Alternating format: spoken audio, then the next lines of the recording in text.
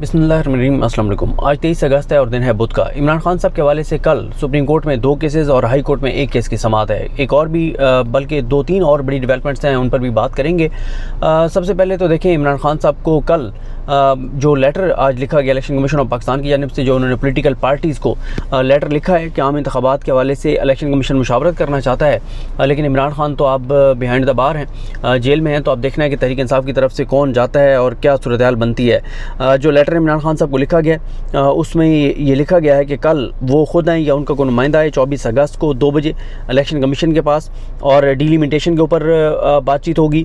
साथ ही जो general elections के हवाले से बात होगी, इलेक्शन के शेड्यूल के हवाले से बात होगी, इससे रिलेटेड जितने भी मैटर्स हैं उन पर बात होगी। और कहा गया है कि इमरान खान खुद या उनका ऑथराइज जो भी नुमाइंदा है वो आए। लेकिन सबसे बड़ी खबर जो है वो ये है कि सदर पाकिस्तान डॉक्टर आरिफ अलवी साहब ने लेटर लिख दिया है मुशावरत के लिए इलेक्शन कमीशन ऑफ पाकिस्तान को कि आप आएँ, मेरे साथ मशवरा करें और इलेक्शन की तारीख जो कि 90 दिन में होनी चाहिए उसके ऊपर मैंने आपसे मुशावरत करनी है। आप आज आ जाएँ यानी 23 अगस्त को, या आप कल आ जाएँ 24 अगस्त को। इस हवाले से इलेक्शन कमीशन कल क्या करता है, कल ही सूरत हाल वाज़ेह होगी। इलेक्शन कमीशन के हवाले से बहुत सी खबरें जो कंवर दिलशाद साहब जो साबिक सेक्रेटरी हैं इलेक्शन कमीशन के, वो सिकंदर सुल्तान राजा साहब के हवाले से जो भी खबर देते हैं वो 90% दुरुस्त होती है। उन्होंने काशिफ अब्बासी साहब के प्रोग्राम में कहा है कि चीफ इलेक्शन कमिश्नर ना तो जाएंगे सदर पाकिस्तान के पास, बल्कि अगर सदर पाकिस्तान ने कोई तारीख भी दी तो इलेक्शन कमीशन उस तारीख को मुस्तरद कर देगा, इलेक्शन कमीशन उस तारीख को नहीं मानेगा। अब 70-80% जो माहिरीन कानून हैं वो ये कह रहे हैं कि सदर का ही आर्टिकल 48 के तहत इख्तियार है इलेक्शन की तारीख देने का। कुछ कहते हैं नहीं, वो कहते हैं कि जनाब सदर खुद से नहीं दे सकता जब तक प्राइम मिनिस्टर समरी ना भेजे। ये एक वो नुक्ता है जिसके ऊपर आप देखते हैं आगे ये मामला दोबारा अदालत में जाएगा, क्योंकि जब पहले ये सुप्रीम कोर्ट में मामला गया था, जब ये पंजाब और KPK वाला मामला, वहाँ पे सुप्रीम कोर्ट ने कहा था कि जहाँ पे गवर्नर दस्तखत करेगा असम्बली की तहलील की, वहाँ पे जो सूबाई हुकूमत है उसके इलेक्शन सूबे में इलेक्शन की तारीख जो है वो गवर्नर को देनी है।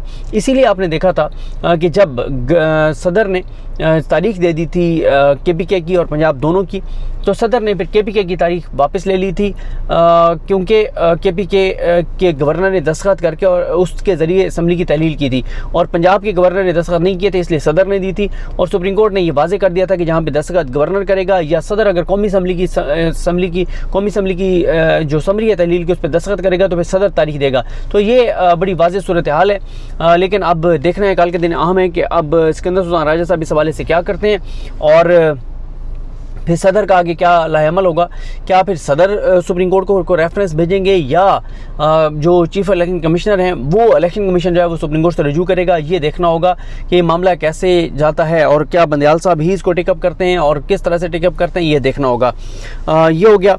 और साथ ही जो इसमें लिखा हुआ है कि जहाँ भी सदर जो है वो डिज़ोल्व करेगा नेशनल असम्बली तो वो तारीख देगा, और आर्टिकल 48 का सदर ने अपने लेटर में जो है वो हवाला दिया हुआ है। इसके बाद आप आ जाएँ इमरान खान साहब का कल जो है वो सुप्रीम कोर्ट में, बल्कि चलें पहले उस पर बात कर लेते हैं। जो क्वेटा में वकील कत्ल केस था जिसमें इमरान खान को नामजद किया गया है कत्ल में, उसका जो 3 रुकनी बेंच जिसमें पिछली समाअत पर बड़ी लड़ाई हुई थी और उसके बाद समाअत कल तक समाअत 24 अगस्त तक मुलतवी हुई थी और कहा गया था कि इमरान खान को उस केस में गिरफ्तार नहीं करना, उसकी कल समाअत है। बेंच जो है वो तब्दील हो गया। Chief justice Pakistan justice Umar Ata Bandial साहब अब खुद उस बेंच की सरबराही करेंगे और उनके साथ जस्टिस जमाल खान मंदोखेल, जस्टिस ज़ाहिर अली अकबर नकवी साहब और जस्टिस जमाल खान मंदोखेल साहब होंगे। और पिछली बार जब हेयरिंग हुई थी तो जस्टिस जाहिद अफरीदी साहब जो हैं वो उस बेंच की सरबराही कर रहे थे और रिलीफ दिया गया था इमरान खान साहब को, क्योंकि पहली जो समाअत थी उसमें इमरान खान साहब तो आए थे खुद, लेकिन जो मुद्दई थे उनके वकील अमानुल्लाह कनरानी नहीं आए थे। फिर दूसरी पे अमानुल्लाह कनरानी आए तो उन्होंने जजेस से मिसबिहेव किया, जो ज़ाहिर अली अकबर नकवी साहब और जस्टिस हसन अजहर रिजवी साहब के साथ। तो अब बहरहाल देखना है कि कल इस हवाले से क्या अहकाम सुप्रीम कोर्ट ऑफ पाकिस्तान के आते हैं। कल जो है वो पहले हाई कोर्ट में समाअत होगी। हाई कोर्ट का 2 रुकनी bench chief justice Islamabad court justice Aamir Farooq साहब और जस्टिस तारिक महमूद जहांगीरी साहब, जिनको सुप्रीम कोर्ट ने पाबंद किया है कि कल वो अर्ली इसके ऊपर कोई भी डिसीजन देंगे इमरान खान साहब की जो तोशाखाना की सज़ा मौतली की दरख्वास्त है उसके ऊपर। उसके बाद सुप्रीम कोर्ट ने कहा है कि वो सुप्रीम कोर्ट जो है वो 2 बजे इस केस की समाअत करेगी। अब इसमें यह है कि बेंच टूट सकता है, हाई कोर्ट का बेंच भी टूट सकता है। आमिर फारूक साहब हो सकता है कि रिक्यूज़ कर लें, क्योंकि आमिर फारूक साहब पर जिस तरह से सवालात उठाए हैं इमरान खान साहब के वकला ने, और सुप्रीम कोर्ट ने जिस तरह से उनको कहा है कि वो कल हर सूरत में फ़ैसला करें, वो रिक्यूज़ कर सकते हैं। और अगर वो रिक्यूज़ नहीं करते तो फिर देखना है कि वो क्या कल फ़ैसला करते हैं। और अगर ये हो सकता है कि अगर 12 साढ़े 12 बजे वो समाअत शुरू करते हैं तो क्या 2 बजे तक फ़ैसला आ जाएगा, ऐसा जो है वो मुश्किल है, क्योंकि पहले भी इस्लामाबाद हाई कोर्ट में अक्सर ऐसे होता है कि समाअत होती है, फ़ैसला महफूज होता है, फिर वो या तो लेट शाम में ताख़ीर से वो आता है या अगले दिन आता है। तो ये भी एक मामला है, इसको देखना होगा कि कल क्या सूरत हाल जो है वो बनती है। और साथ ही ये भी देखना होगा कि जो सुप्रीम कोर्ट का ये दोनों बेंच, एक जो ये वकील कत्ल केस है उसमें भी, क्योंकि ये इमरान खान साहब के जितने भी केसेस हैं इस तरह के, उसमें बड़ी सूरत हाल ऐसे रहती है कि कहीं बेंच टूट ना जाए, कहीं जमाल खान मुदखिल साहब उस बेंच से अलग ना हो जाएं।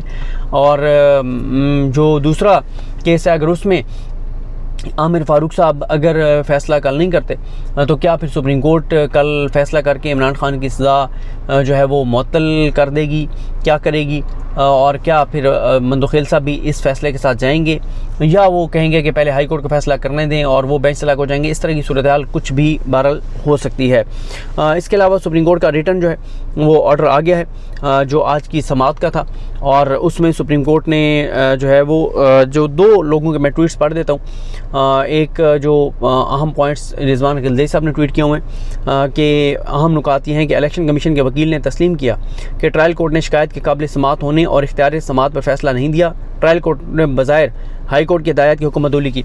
इसमें पॉइंट यह है कि सुप्रीम कोर्ट ने अपने रिटर्न ऑर्डर में भी लिख दिया है कि इलेक्शन कमीशन के वकील अमजद परवेज़ साहब ने तस्लीम किया है कि जो इस्लामाबाद हाई कोर्ट ने मामला ट्रायल कोर्ट को जज हुमायूं दिलावर साहब को भेजा था कि आप पहले दायरा इख्तियार पे फैसला करें कि आपका दायरा इख्तियार है या नहीं है, दूसरा आप फैसला करें कि ये दरख्वास्त काबिल समाअत है या नहीं है। तो उन्होंने अपने पहले ही फैसले पर रिलाय किया 8 जुलाई वाले को, वो फैसला लेकिन कलअदम कर दिया इस्लामाबाद हाई कोर्ट ने, वो एग्जिस्ट ही नहीं करता था वो फैसला। दूसरा जो पॉइंट है वो यह है कि ट्रायल कोर्ट ने यकतरफा कार्रवाई की और इलेक्शन कमीशन ऑफ पाकिस्तान की तरफ से दायर शिकायत का फैसला 5 अगस्त को दरख्वास्त गुजार को सुने बगैर जो है वो फैसला सुनाया और उसे मुजरिम करार देते हुए 3 साल की सज़ा सुना दी। तो यानी यकतरफा तौर पर ऐसे कि उस दिन ख्वाजा हारिस साहब को तो सुना ही नहीं गया, और ख्वाजा हारिस साहब की अपनी वो है कि वो सुप्रीम कोर्ट आ गए थे और उन्होंने रजिस्ट्रार के ज़रिए चीफ जस्टिस को एक एप्लीकेशन दे दी थी। तीसरा नुकता यह है कि इलेक्शन कमीशन के वकील ने एतराफ़ किया कि ट्रायल कोर्ट हाई कोर्ट की जानिब से 3 अगस्त को रिमांड के हुक्म पर जो है वो फ़ैसला करने में नाकाम रहा। ट्रायल कोर्ट ने यानी फ़ैसला ही नहीं किया ना। ट्रायल कोर्ट ने तो कहा कि मैंने पहले ही इस केस को काबिल समाअत करार दे दिया हुआ था, मैं उसी पे निसार करता हूँ, लेकिन वो फ़ैसला कलअदम हो चुका था उनका। हाई कोर्ट ने उसको कलअदम करके और दोबारा मामला भेजा था ट्रायल कोर्ट को। उसके अलावा जो अगला पॉइंट है चौथा, वो ये है कि ट्रायल कोर्ट ने फैसला देते हुए हाई कोर्ट की तरफ से जारी करदा रिमांड की हदायत पर उस नुक्ता नज़र पर इंसार किया जो कि हाई कोर्ट ने पहले ही मुस्तरद कर दिया था। और नंबर 5, हाई कोर्ट इस मामले को सुनकर फैसला करे। अहमद अदील सरफराज साहब लिखते हैं अपने ट्वीट में कि हाई कोर्ट इमरान खान की सज़ा मुअत्तली समेत दीगर अपीलों पर फैसला करे। यानी सुप्रीम कोर्ट ने कहा है कि हाई कोर्ट इमरान खान की सज़ा मुअत्तली समेत दीगर अपीलों पर फैसला करे। मुनासिब होगा कि हाई कोर्ट का एहतराम मलूज़ खातिर रखते हुए फैसले का इंतज़ार करें। अदालत ने तमाम फ़रीक़ैन को कल 2 बजे तोशाखाना केस में अदालत में पेश होने का कह दिया। चीफ जस्टिस लिखते हैं कि चेयरमैन PTI 5 अगस्त से जेल में है। 5 अगस्त को ट्रायल कोर्ट ने मुकला के पेश न होने पर यकतरफा फैसला सुना दिया। ट्रायल कोर्ट ने चेयरमैन PTI की 2 अगस्त को गवाहान पेश करने की दरख्वास्त भी खारिज की। सज़ा मुअत्तली की दरख्वास्त हाई कोर्ट में ज़ेर इल्तवा है, जिस पर कल समाअत होगी। ट्रायल कोर्ट के दायर इख्तियार और अपील काबिल समाअत होने के मुकदमात भी हाई कोर्ट में ज़ेर इल्तवा हैं। सुप्रीम कोर्ट ने यह कहा है कि इमरान खान के वकील ने बहुत संजीदा नुकात उठाएँ जिनका जायज़ा लेना ज़रूरी है। तो ये है। और एक और पेशरफ्त वो ये है कि इमरान खान साहब की अगर इधर से सज़ा मुअत्तल भी हो जाती है, ज़मानत भी उनको मिल जाती है, तो उनकी रिहाई मुमकिन शायद ना हो, क्योंकि आज ही इंसदाद दहशतगर्दी की जो लाहौर की अदालत है उसने इमरान खान से तहकीकात जो जना उस हमला केस है, कोर कमांडर उस हमला केस है, उसमें इमरान खान से तहकीकात करने और उनको गिरफ़्तार करने की इजाज़त दे दी है। और इन्वेस्टिगेशन पुलिस ने अटक में तहकीकात और गिरफ़्तारी की दरख्वास्त दायर की थी। इंसदाद दहशतगर्दी की अदालत के जज एजाज़ अहमद भुट्टर साहब ने पुलिस की दरख्वास्त को मंजूर कर लिया है और इमरान खान से तहकीकात की भी इजाज़त दी गई है और इमरान खान को गिरफ़्तार करने की भी इजाज़त दी गई है। और इमरान खान के ख़िलाफ़ जो है वो थाना सरवर रोड जो है उसमें पुलिस ने ये मुकदमा जो है वो दर्ज कर रखा है। ये सारी सूरत हाल है। कल के दिन बहरहाल खासा अहम है और देखते हैं कल क्या सूरत हाल होती है। मुझे अपनी दुआ में याद रखें। अलग नहीं हम सबका हमें नासरो। अल्लाह हाफ़िज़।